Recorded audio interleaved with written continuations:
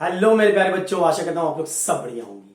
तो इस वीडियो में हम लोग आईसीसी मैथमेटिक्स 2024 के स्पेसिमेन क्वेश्चन पेपर को डिस्कस करेंगे। हम लोगों ने ऑलरेडी क्वेश्चन नंबर 6 तक हम लोग कर चुके हैं। इस वीडियो में हम लोग क्वेश्चन 7 देखेंगे। तो चलिए बिना टाइम वेस्ट किए स्टार्ट करते हैं।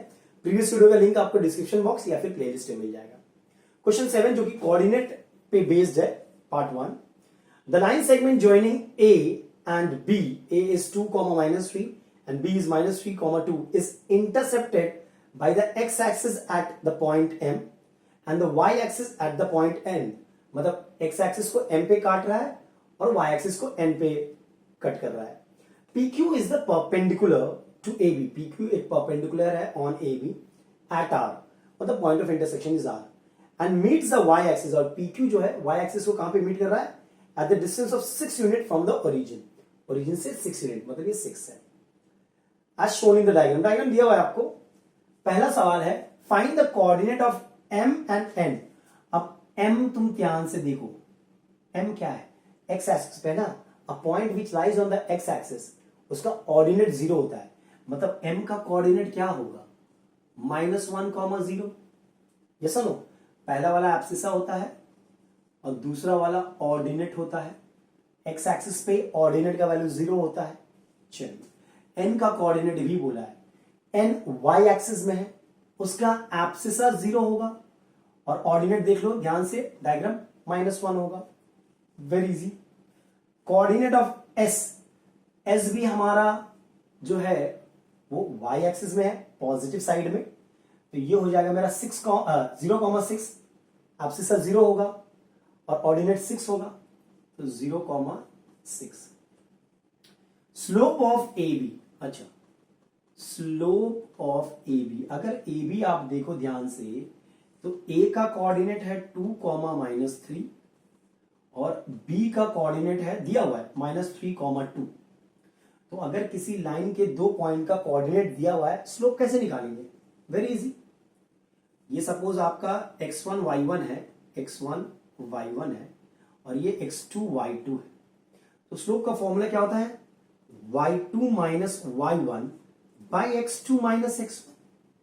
ठीक है, तो y2 क्या है आपका 2 -3, check it out, and this is -3 -2, x2 - x1 पहले बढ़ा दिया तो 2 + 3 हो जाएगा, ये माइनस प्लस हो जाएगा 5, नीचे -5।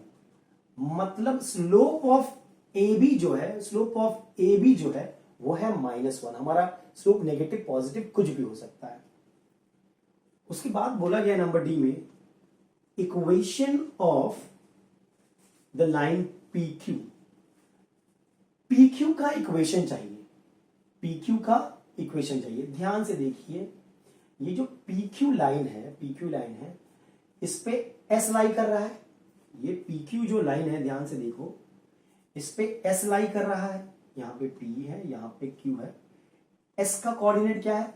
एस का कोऑर्डिनेट है हमारा 0,6। ठीक है, ये भी एक पॉइंट है यहां पे, ये भी एक पॉइंट है हमारा। ठीक है, इसको मान लेते हैं क्यू। ठीक है, क्यू भी लाई कर रहा है, सॉरी क्यू तो दिया हुआ था, P Q R S T मान लेते हैं। टी का कोऑर्डिनेट क्या है देखो, -6, 0। तो एक तो सिंपल है, 2 पॉइंट फॉर्म में आप कर सकते हो। 2 पॉइंट फॉर्म है। 2 पॉइंट फॉर्म क्या था? y - y1 equals to y2 - y1 by 2 point form क्या था आपका? याद करो, y - y1 equals to y2 - y1 by x2 - x1 bracket x - x1। ये वाला कॉन्सेप्ट यूज कर सकते हो। ठीक है, कर सकते हैं, लेकिन हम क्या करेंगे, मैं टी को सपोज, क्योंकि ये पॉइंट उन लोगों ने मार्क नहीं किया था, मैं नहीं ले रहा हूं। मैं क्या कर रहा हूं, ध्यान से देखो, पी क्यू के ऊपर एक पॉइंट मुझे पता है, दूसरा पॉइंट भी पता है आपको, आप कर सकते हो वैसे, लेकिन मैं क्या करूंगा, ए बी और पी क्यू परपेंडिकुलर है, ए बी और पी क्यू परपेंडिकुलर है। ए बी का स्लोप मान लो m1 है -1, पी क्यू का स्लोप है m2 मान लेते हैं।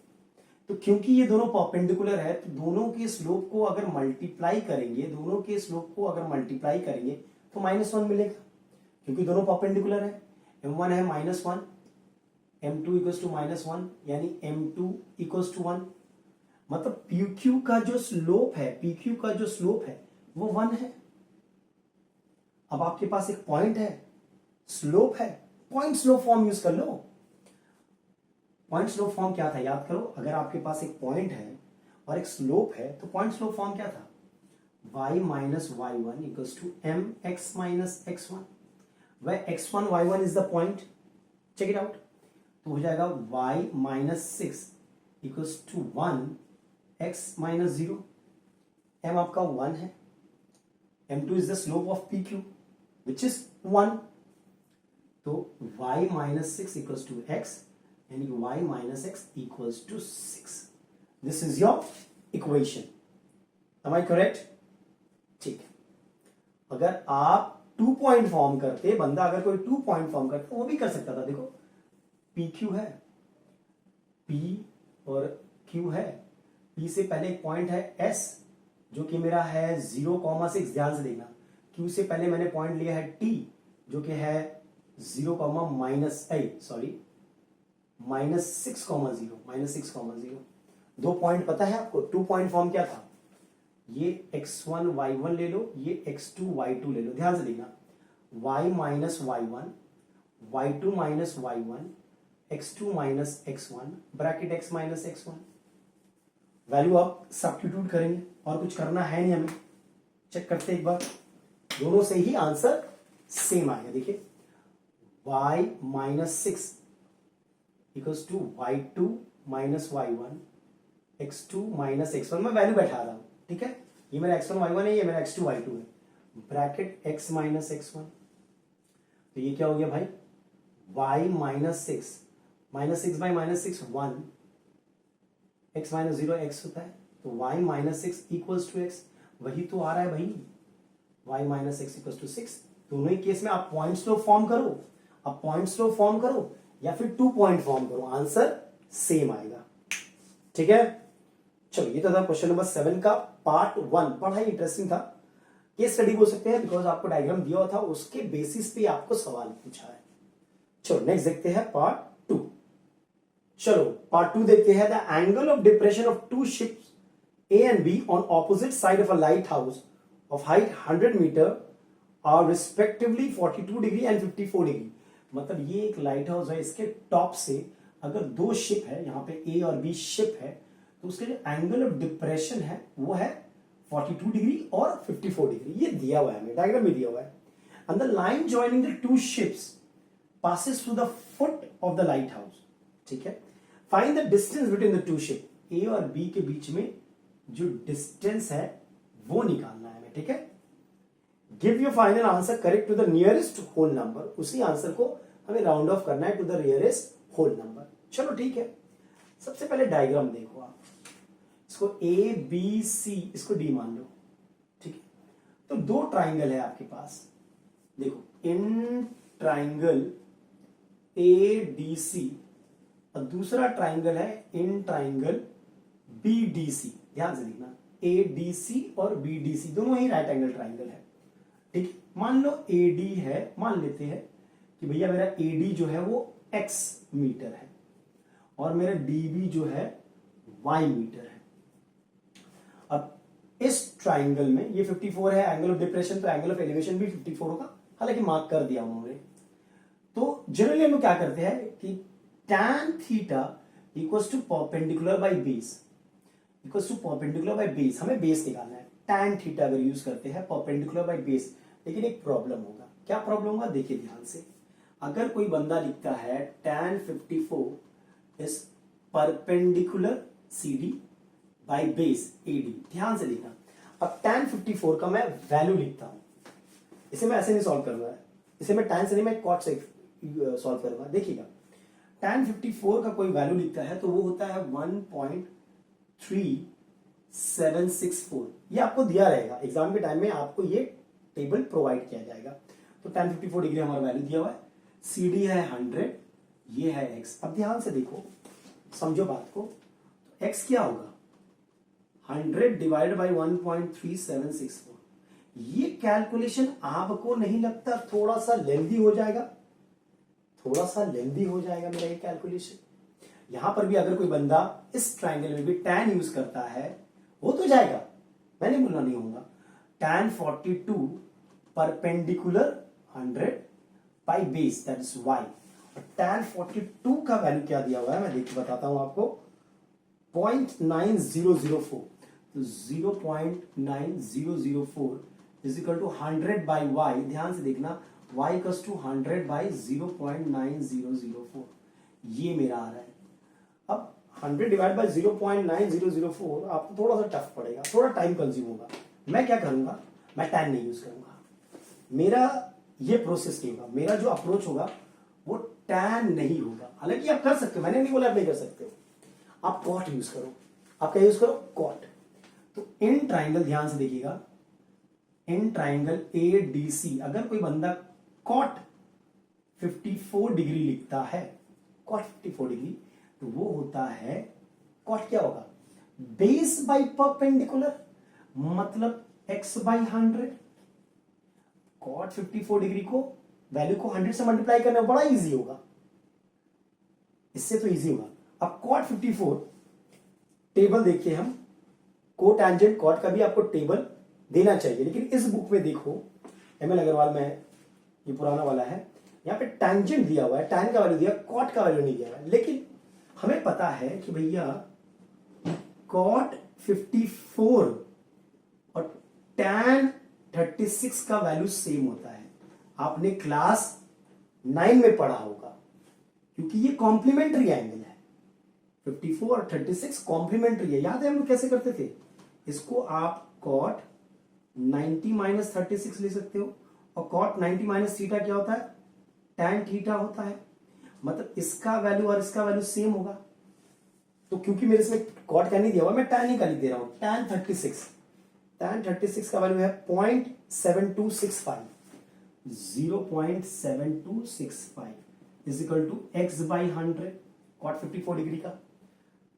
कॉट मेरे बुक में कॉट का वैल्यू नहीं दिया हुआ है, तो मैंने tan 36 का बैठा सकते हैं, बिकॉज ये दोनों इक्वल है। क्लास 9 में पढ़ा था हम लोगों ने। अब देखो ये तो बड़ा इजी है भाई, 72.65 डन, ये x निकल गया हमारा। अब इसी तरह इन ट्राइंगल अगर आप BCD देख लो, फिर से कॉट यूज करो। Cot 42 is base by perpendicular.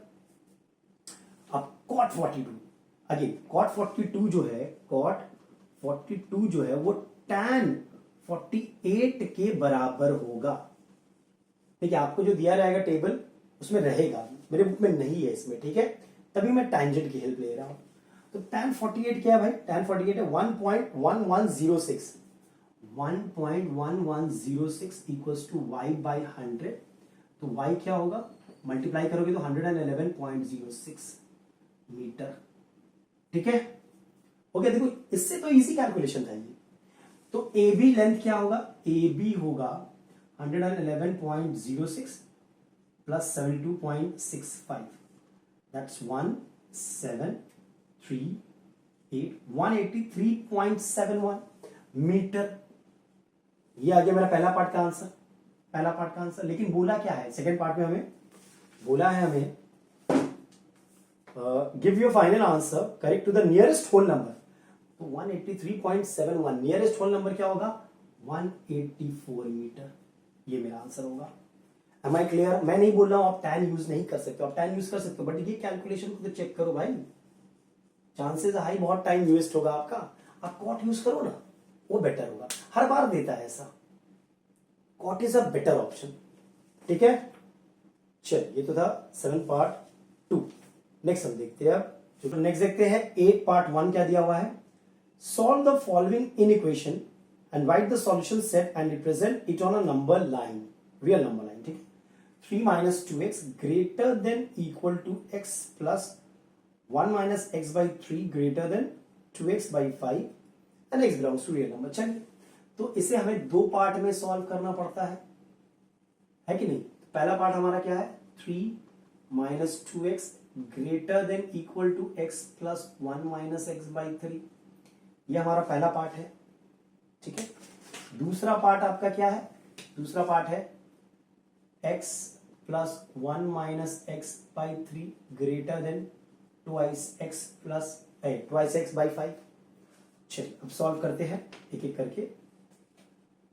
पहले इधर देख लेते हैं, यहां पे तो हम 3 माइनस 2x, सिंपल 3 एलसीएम ले लिया तो thrice of x plus 1 minus x होगा, है कि नहीं। तो ये हो गया 3 minus 2x greater than equal to this is 2x plus 1 by 3। अब 3 से दोनों साइड को मल्टीप्लाई कर दो ताकि ये 3 कैंसिल हो जाए। सो ये हो जाएगा 3 minus 2x greater than equal to 2x plus 1। ये सुनो multiplying by 3 on both side, या बच्चे ऐसे भी समझ सकते हैं 3 को इधर भेज दिया।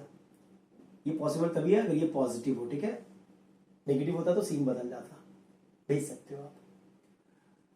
और वैसे याद है हमें कि हमें 3 से अगर मल्टीप्लाई करोगे बोथ साइड तो ये तो हट जाएगा, ठीक है। सॉल्व कर रहे हैं सिंपल, जैसे आपको मर्जी हो करो सॉल्व, ठीक है। बस रॉन्ग मत करना भाई। 3 3 9 minus 6x greater than equal to 2x plus 1। तो इसको इधर भेज देते हैं। 9 minus 1 greater than equal to 6x plus 2x। तो 8 greater than equal to 8x, यानी कि 1 greater than equal to x, मतलब x less than equal to 1। ये मेरा पहला इक्वेशन सॉल्व हो गया। दूसरा देख लेते हैं भाई, ठीक है। दूसरा देख लेते हैं, यहां पर भी सेम। आप अगर 3 से एलसीएम लोगे तो thrice of x plus 1 minus x greater than 2x by 5, that is 2x plus 1 by 3 greater than 2x by 5। 3 और 5 का एलसीएम 15 होता है, तो 15 से दोनों साइड को मल्टीप्लाई करेंगे। या फिर बच्चे ऐसे भी समझ सकते हैं, इधर इसको भेजा इधर इसको भेजा, तो ये हो जाएगा 5 times 2x plus 1 greater then 3 times 2x। तो भाई क्लियर और नॉट। तो ये हो गया मेरा 10x plus 5 greater than 6x। तो ये हो गया मेरा आप हो गया 10x minus 6x greater than minus 5, यानी कि आपका ये हो गया 4x ग्रेटर देन माइनस 5, यानी x greater than minus 5 by 4। यानी कि आप ऐसा बोल सकते हो कि minus 5 by 4 is less than x। Yes no, बात तो वही है भाई, बात तो वही है, ठीक है। अच्छा, माइनस 5 बाई 4 मतलब माइनस 1.25 होता है। यस नो, 4 2 8, ठीक है।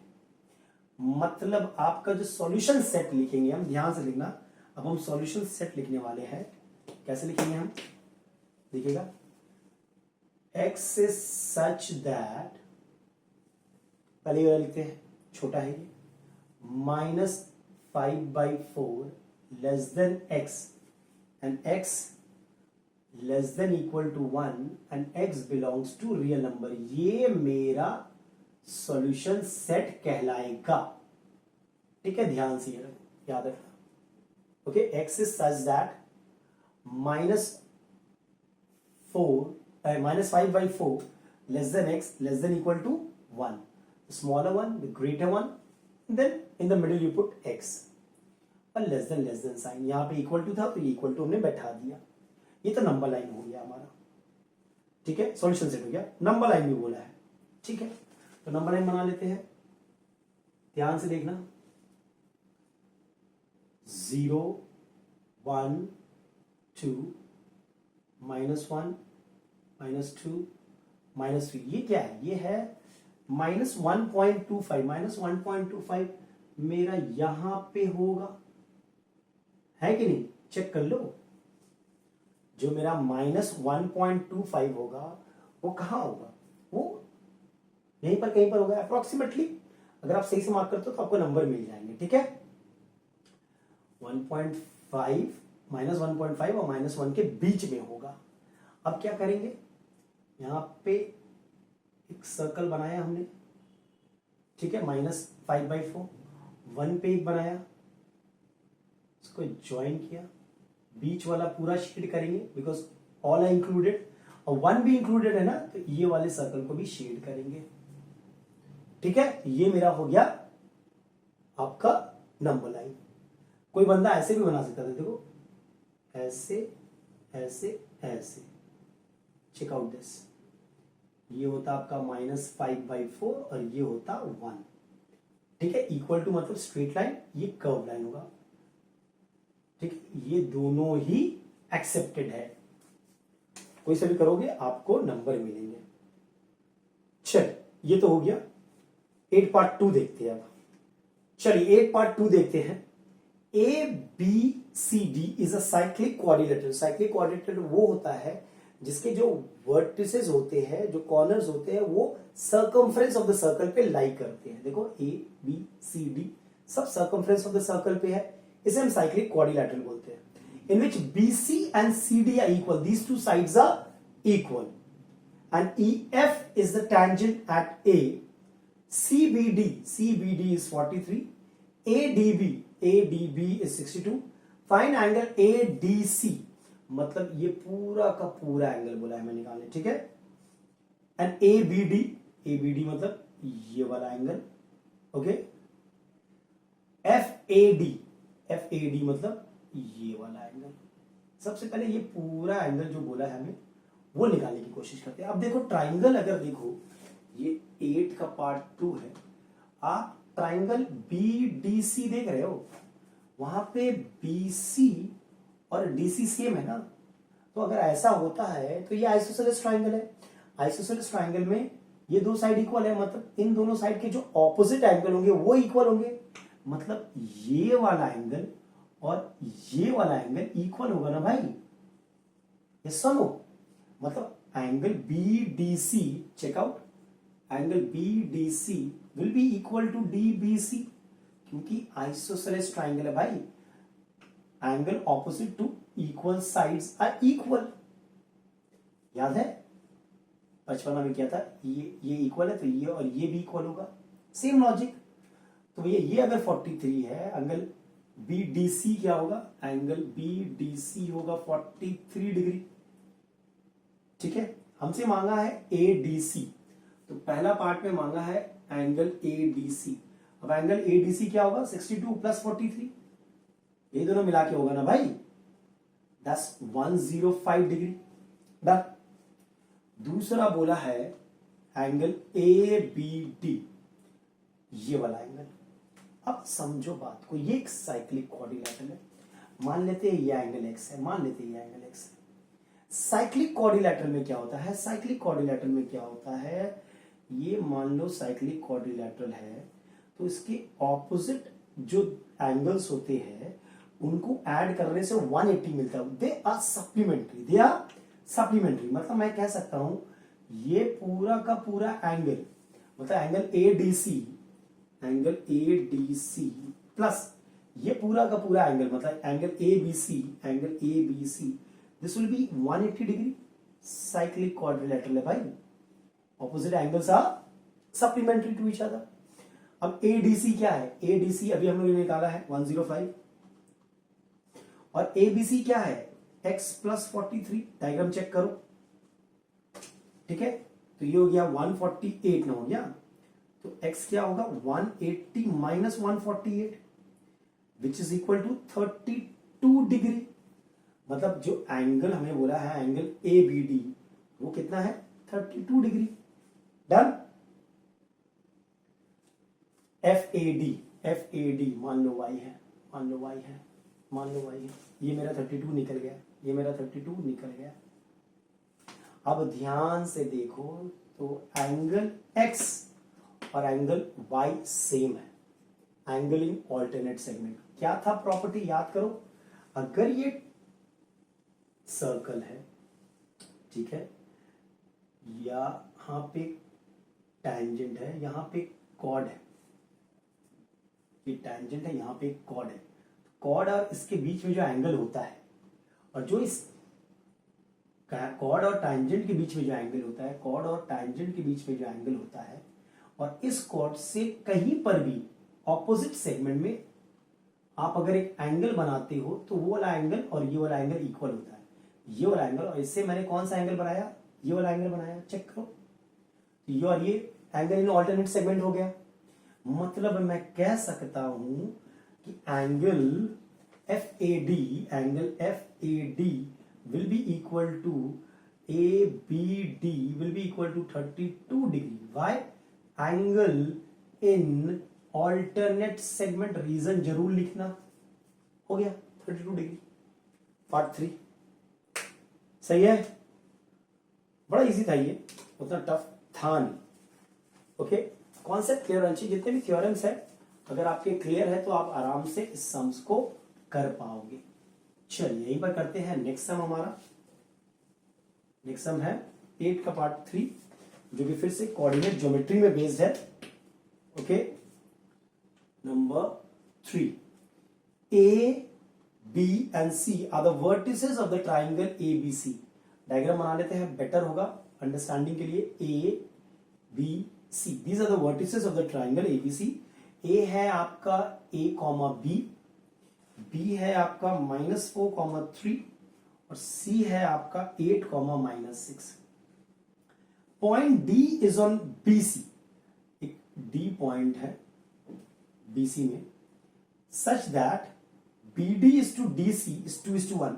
थोड़ा इधर कर देते हैं तभी लगेगा 2:1. डी यहां पे, तो B D is to D C ratio क्या दिया हुआ है 2:1. ठीक है. And M is the mid point of A D. अब ए डी को जब ज्वाइन करोगे तो एम जो है वो ए डी का मिड पॉइंट है. Find the coordinate of point D. D का कोऑर्डिनेट निकालना है. Coordinate of point A and equation of the line parallel to BC through M वो बाद में देखते हैं. पहले डी का कोऑर्डिनेट निकालते हैं. सेक्शन फॉर्मूला, भैया इसको x ले लो और y ले लो. डी के कोऑर्डिनेट को x, y ले लो. अब याद है सेक्शन फॉर्मूला, अगर ये x1 y1 है और ये x2 y2 है, ये mn है रेशियो जो होता है, तो x का वैल्यू क्या था mx2 plus nx1 by m plus n. याद आया? तो x का वैल्यू क्या होगा mx2 मतलब 2 into 8 प्लस nx1 मतलब 1 into -4, 1 into -4 by m plus n. यही होगा ना भाई. तो x का वैल्यू क्या होगा 16 - 4. 16 - 4 मतलब 12. 12 by 3 दैट्स 4. निकल गया हमें x का वैल्यू. और y का वैल्यू निकाल लेते हैं. सेम लॉजिक, सेक्शन फॉर्मूला था हमारा, याद करिए. y equals to my2 plus ny1 by m plus n. Check it out. my2 यानी कि 2 इंटू -6 प्लस ny1 मतलब 1 into 3 by m plus n. This is -12 plus 3 मतलब -9/3 दैट्स -3. मतलब जो d का कोऑर्डिनेट है वो 4,-3 है. Am I correct or not? बिल्कुल सही है. हो गया पहला पार्ट, डी का कोऑर्डिनेट निकल गया हमारा. दूसरा पार्ट में क्या बोला है, कोऑर्डिनेट ऑफ पॉइंट ए. अच्छा एम मिड पॉइंट है. एम क्या है मिड पॉइंट है. अच्छा मिड पॉइंट दिया हुआ है मैं तो 6,0. अब ध्यान से देखो, मैं ये वाला लाइन बनाता हूं. ए एम और डी का वैल्यू निकल चुका है मेरा 4,-3.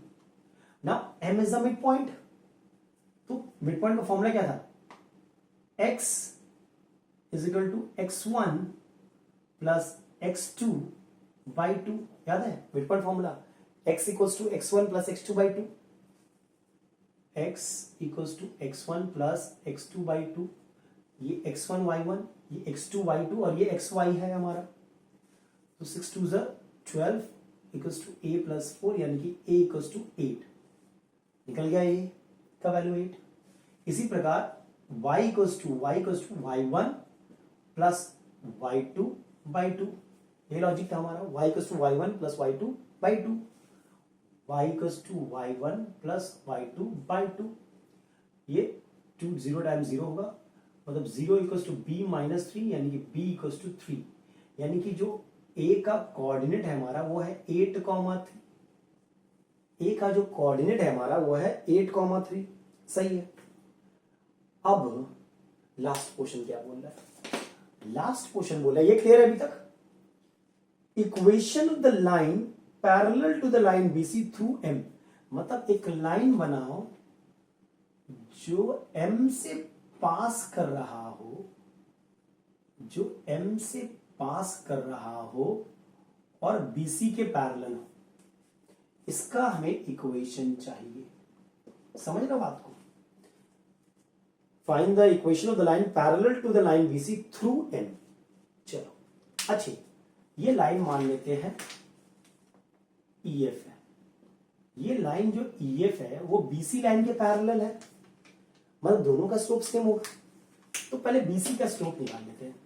BC का स्लोप निकाल लेते हैं। यहां पे देखना, ध्यान से देखना, BC का स्लोप निकालते हैं। BC, तो BC का स्लोप का फॉर्मूला क्या होगा? y2 minus y1, y2 minus y1, चलो x2 माइनस x1, मतलब 8 minus of minus, y2 minus y1, x2 minus x1, तो ये कितना हो गया भाई? -9/12 हो गया। चेक कर लो, -9, ठीक है। तो -3/4 ये स्लोप है। तो जो EF का स्लोप होगा वो भी तो यही होगा, बिकॉज अगर दो लाइन पैरेलल है तो m1 इक्वल टू m2 होता है, दोनों के स्लोप सेम होता है। मतलब slope of EF equals to -3/4। अब EF का आपको स्लोप पता है -3/4, और EF पे एक पॉइंट है M, वो भी पता है। तो इक्वेशन कैसे निकालेंगे? Point slope form. इक्वेशन कैसे निकालेंगे? Point slope form, y minus y1 equals to mx minus x1। याद है ये पॉइंट हमारा x1 y1 हो जाएगा, यानी कि y minus 0 is equal to m तो मेरा -3/4 है, x माइनस x1 मतलब 6, इधर जाएगा 4, तो 4y equals to -3x plus 18, तो ये हो जाएगा 4y plus 3x equals to 18। यही हमारा इक्वेशन है, ठीक है। 4y plus 3x equals to 18। बड़ा ही सुंदर सा सम था।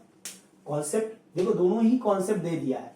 अगर दो लाइन पैरेलल हो तो उनके स्लोप का रिलेशन, दो लाइन परपेंडिकुलर हो तो उनके स्लोप का रिलेशन, ठीक है। ज्यादा टफ सम नहीं पूछ रहा है, ठीक है। अगर बेसिक कॉन्सेप्ट क्लियर है आपके और आपने ठीक से प्रैक्टिस किया है तो होपफुली आपके पूरे के पूरे नंबर आने चाहिए, अगर सिली मिस्टेक ना हो तो।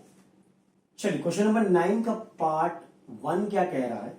Use componendo and dividendo to find the value of x। अच्छा, आपको बोल दिया है भाई कि कॉम्पोनेंडो और डिविडेंडो यूज करो आप, ठीक है, ये दिया हुआ है। चलिए करते हैं। तो बाय कॉम्पोनेंडो एंड डिविडेंडो, ये क्या कहता है? Numerator plus denominator, numerator minus denominator.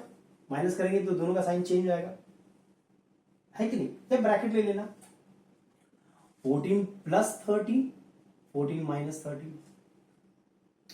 अब अगर ध्यान से देखो ऊपर वाला, तो वो x प्लस 1 का होल क्यूब है। चेक इट आउट, इसको एक्सपैंड करोगे यही मिलेगा, यानी कि इसके जगह पे मैं x प्लस 1 होल क्यूब लिख सकता हूं। सिमिलरली इसके जगह पे मैं x माइनस 1 होल क्यूब लिख सकता हूं। देख लेना, इसको एक्सपैंड करोगे तो यही आएगा आपका, ठीक है।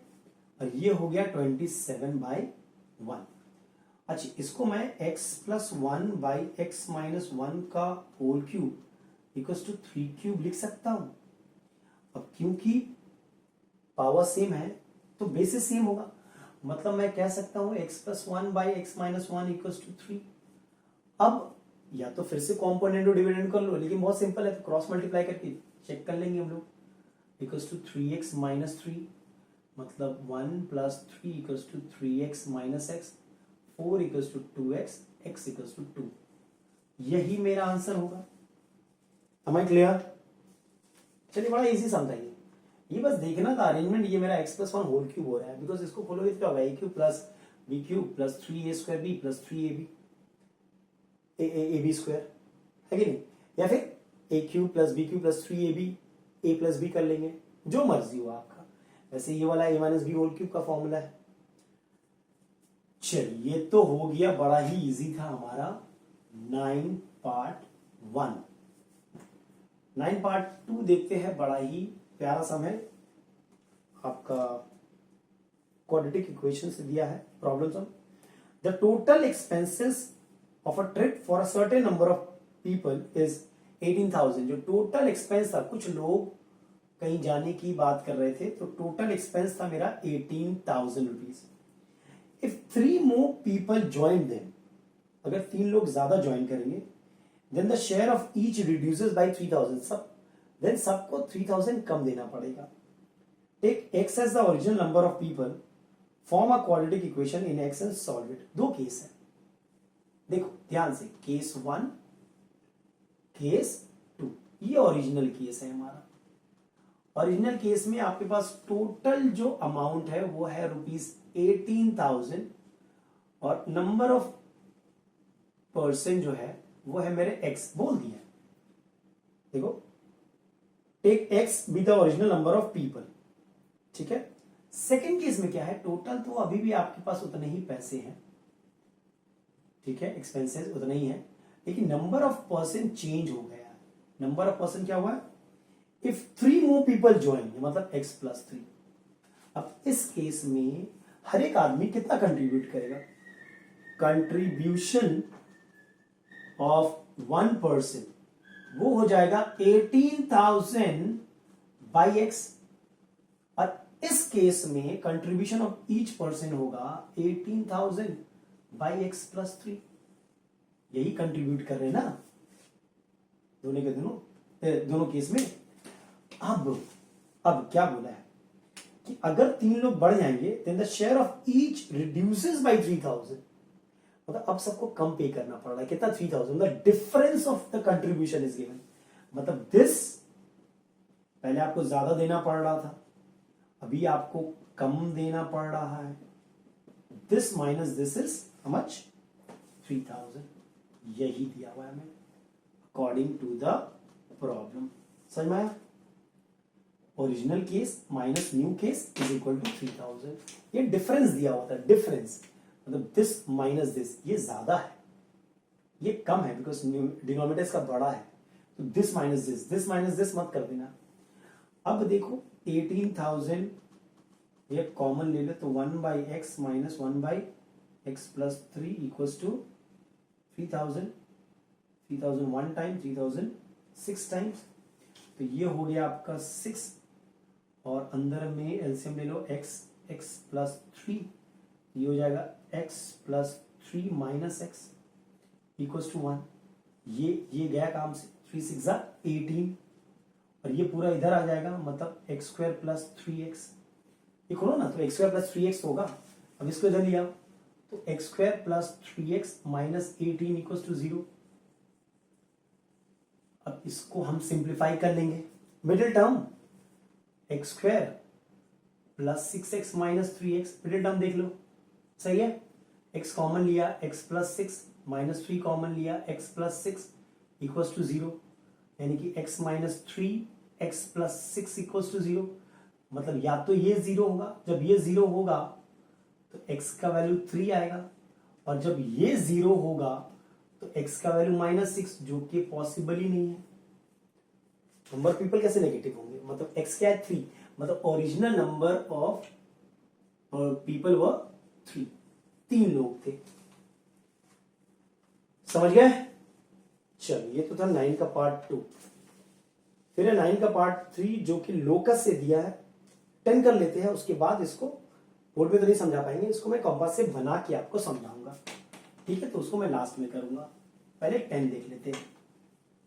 ये था 9 पार्ट बी। चलिए 10 का पार्ट 1 क्या कह रहा है, use remainder factor theorem, factorize completely the given polynomial. 10 का part 1, 2x cube minus 9x square plus 7x plus 6, इसको कंप्लीटली फैक्टराइज करना है। तो पहले तो ट्रायल एंड एरर से इसको fx मान लेते भैया, इसको हम लोग fx मान लेते हैं, ठीक है। अब इसमें ट्रायल एंड एरर से हम लोग वैल्यूज पुट करेंगे, और वैल्यू क्या पुट कर सकते हैं, 6 के फैक्टर्स क्या है, 1 2 3 6, मतलब +-1 +-2 +-3 +-6 पुट कर सकते हैं, इतने सारे वैल्यू पुट कर सकते हैं, जिसमें से एक से मेरा आंसर आएगा ही आएगा। तो मैं पहले f(1) पुट कर रहा हूं। f(1) से तो नहीं आएगा, चेक कर लो, देखने से लग रहा है। 2 × 1 क्यूब -9 × 1 स्क्वायर +7 × 1 +6, क्या 0 आ रहा है? 2 - 9 +7 +6, सॉल्व कर लो। 7 6 13 14 नहीं आ रहा है, ये 0 नहीं है, ये गया काम से हमारा। f(2) चेक कर लेते हैं एक बार, ठीक है। 2 क्यूब -9 2 स्क्वायर, जहां पे 0 आ जाए मतलब वहां से मेरा फैक्टर निकल जाएगा, ठीक है। 2 क्यूब 8 8 2 16 2 स्क्वायर 4 4 9 36, और ये 14 + 6, ये 0 आ रहा है, मतलब 0 कब आ रहा था? x = 2 पे आ रहा था, मतलब x - 2 = 0। इसका मतलब है x - 2 is one of the factor, जो एक फैक्टर है हमारा वो है x - 2। हो गया। अब अगर एक फैक्टर आपका निकल गया तो जो बाकी के फैक्टर्स है वो हम लोग आराम से निकालेंगे। अब हम डिवाइड कर लेंगे, ठीक है। एक और मेथड है जो कि मैं अलग से एक वीडियो डाल दूंगा, शॉर्टकट मेथड, ठीक है, इसके बाद, ठीक है। यहां पे मैं डिवीजन जो हम लोग सीखते हैं वो कर लेते हैं। 2x³ - 9x² + 7x + 6, ये x - 2। तो डिवीजन करोगे तो पहले 2x² से मल्टीप्लाई करना पड़ेगा, ताकि 2x³ - 4x² आएगा। साइन बदल दो, ये गया काम से। -5x² + 7x, तो -5x से मल्टीप्लाई करना पड़ेगा इसको, तभी तो -5x² आएगा, +10x। फिर साइन बदल दो, -3x + 6, -3 से मल्टीप्लाई कर लो, -3x + 6। साइन बदल दो फिर से, रिमाइंडर तो 0 ही आएगा, because x - 2 is a factor ना। अब ये आपका क्या है? ये आपका क्या है? क्वाड्रेटिक इक्वेशन है, मिडिल टर्म कर लो। 3 2 6, मतलब 2x² - 6x + x - 3, middle term कर लिया हम लोगों ने। फैक्टराइज करेंगे इसको, 2x x - 3 + 1 x - 3, यानी कि x - 3 2x + 1। भैया एक फैक्टर, दो फैक्टर और ये 3 फैक्टर।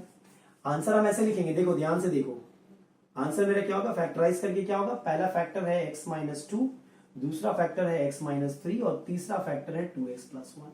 ये हो गया हमारा, ठीक है। बड़ा इजी था। इसका एक शॉर्टकट है, अगर जिनको डिवीजन में प्रॉब्लम होता है तो मैं एक वीडियो बनाऊंगा अलग से, जिसमें मैं शॉर्टकट भी सिखा दूंगा आपको कि किस तरह इसे सॉल्व करते हैं। दिस वाज 10 का पार्ट 1। चलो 10 का पार्ट 2 देख लेते हैं। प्रोबेबिलिटी में है, बड़ा ही इजी सा सवाल है भाई। देखो प्रोबेबिलिटी में है 10 का पार्ट 2, क्या दिया हुआ है? Each letter of the word house warming, ठीक है, is written on cards and put in a bag. If the card is drawn at random from the bag after shuffling, what is the probability that the letter of the card is? Number A, vowel. Vowel निकलने की probability क्या है? सबको एक एक letter को काट के एक कार्ड में लगा दिया और फिर बैग में रख दिया। अब आपके वॉवेल कौन से हैं? O U E A I, A E I O U, यानी कि 1 2 3 4 5 वॉवेल है। और टोटल कितने वर्ड्स है? 1 2 3 4 5 6 7 8 9 10 11 12, टोटल 12 है। कैसे होता है हमारा? Favourable outcome by total outcome, यही ना होता है मेरा प्रोबेबिलिटी। तो फेवरेबल आउटकम क्या है मेरे? 1 2 3 4 5 5। टोटल आउटकम क्या है मेरे? 12 है कि नहीं? 1 2 3 4 5 6 7 8 9 10 11 12, तो 5/12 होगा मेरा आंसर, ठीक है। नंबर बी क्या बोल रहा है?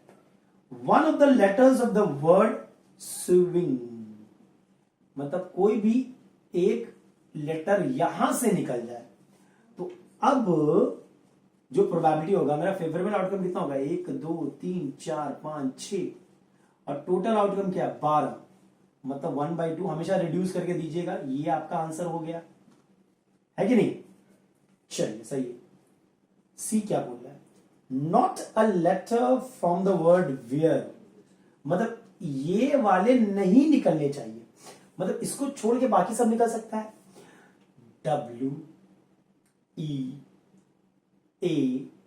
इनको छोड़ के बाकी सब निकल सकता है। तो बाकी तो 8 है हमारे फेवरेबल आउटकम, टोटल आउटकम 12 है। 4 2s are 4 3s are, that's your answer. Am I clear? चलो, ये बड़ा इजी था। 10 का पार्ट 2, 10 का पार्ट 3 रिफ्लेक्शन से दिया है, तो इसको रब करके एक कोऑर्डिनेट प्लेन बना लेते हैं, फिर करते हैं, ठीक है? Use graph sheet for this question.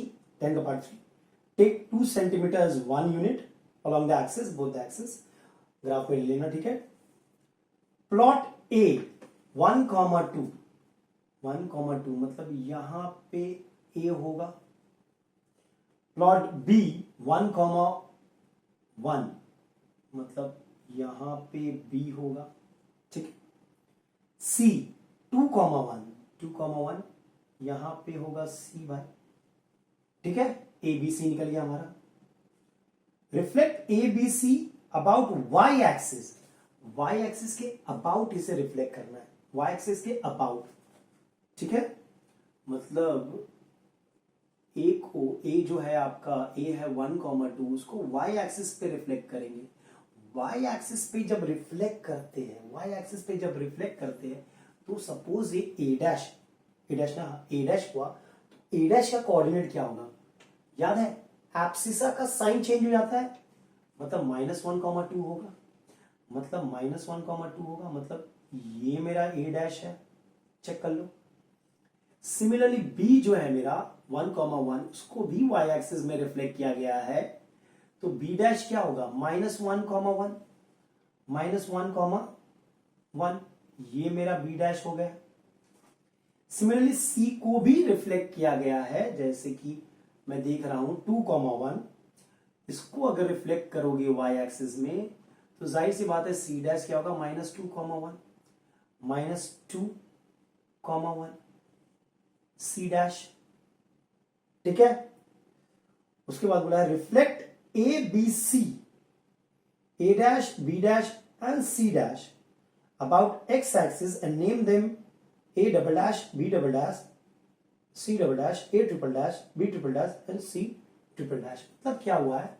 ABC को A B C और A dash, B dash, C dash को, A dash, B dash, C dash को X एक्सिस पे रिफ्लेक्ट करेंगे।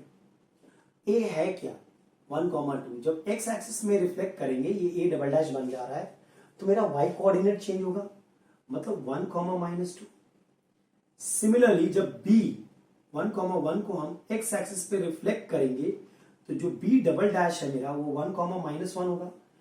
जो Y कोऑर्डिनेट है उसका साइन चेंज हो जाता है, ऑर्डिनेट का साइन चेंज होता है। C हमारा था 2,1, उसको भी X एक्सिस पे रिफ्लेक्ट करेंगे, तो C डबल डैश क्या होगा? 2,-1 पुट कर लेते हैं। A double dash is 1,-2, A double dash, B double dash is 1,-1 and C double dash is 2,-1. check it out, हो गया। सिमिलरली अच्छा A डैश क्या था मेरा? A डैश था मेरा -1,2, उसको X एक्सिस में अगर करेंगे, तो A ट्रिपल डैश क्या होगा? X एक्सिस, मतलब Y कोऑर्डिनेट चेंज होगा, -1,-2। B डैश क्या है? B डैश है -1,1, इसको भी अगर X एक्सिस में रिफ्लेक्ट करेंगे और B ट्रिपल डैश मांगू, बन जाएगा ये -1,-1। C डैश है -2,1, इसको भी अगर X एक्सिस में रिफ्लेक्ट करेंगे, C ट्रिपल डैश -2,-1 पुट कर लो। A triple dash -1,-2, A triple dash, B triple dash -1,-1, B triple dash, C triple dash -2,1, ये है C ट्रिपल डैश, ठीक है? प्लॉट किया मैंने, ध्यान से देखना। अब क्या बोल रहा है? Join A B C, C double dash, B double dash, A double dash, सबको ज्वाइन करना है to make it a close figure. मतलब ए बी, ये सबको ज्वाइन कर रहे हैं, ठीक है, एडजेसेंट पॉइंट्स को, ठीक है, ये हो गया join to make it a close figure, ठीक है। फिगर का नाम पूछा नहीं है यहां पे, ठीक है। अगर फिगर का नाम पूछता तो क्या देते हम लोग, कहते हैं बच्चे प्लस फिगर, नहीं प्लस फिगर नहीं होगा, ठीक है।